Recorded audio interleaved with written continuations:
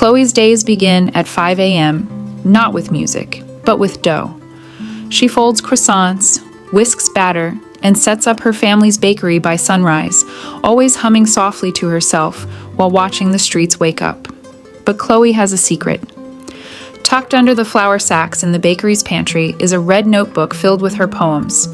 Verses about the clinking of coffee cups, the sound of heels on cobblestones, the ache of invisible dreams. She writes every day. She just never reads them out loud. Why?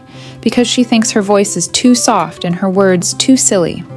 One morning, her younger brother secretly slips one of her poems into a croissant bag for a regular customer, a girl who owns a vintage book cafe down the street.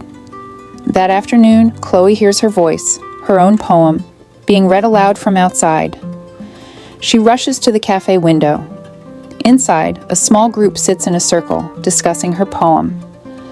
"I don't know who wrote it," the cafe owner says, "but it feels like Paris is speaking to us." Chloe freezes and smiles. The next day, Chloe walks into the cafe. She clears her throat. "I wrote that poem," she says. The group looks up. "Would you read us another?" someone asks. She hesitates, then opens her notebook. Her hands shake, but her voice doesn't. By the end, the room is silent, and then applause. The cafe now hosts Poetry Sundays. Chloe reads every week at the book cafe, and serves croissants too. Not just that, everyone who knows her at the book cafe starts visiting Chloe's bakery too. Her bakeries are relished, her sales increase, and people also ask her for a copy or two of her favorite poems. She's still the girl who needs dough at dawn, but now she needs words too.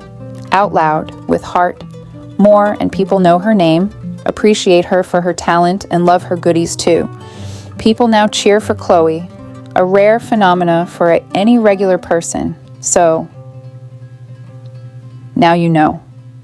You don't need a stage to be a performer. You don't need a spotlight to be seen. You just need one person to hear you and the courage to speak up. What's your hidden voice? A song, a poem, a sketch, a story? Share it today in the comments or with a friend.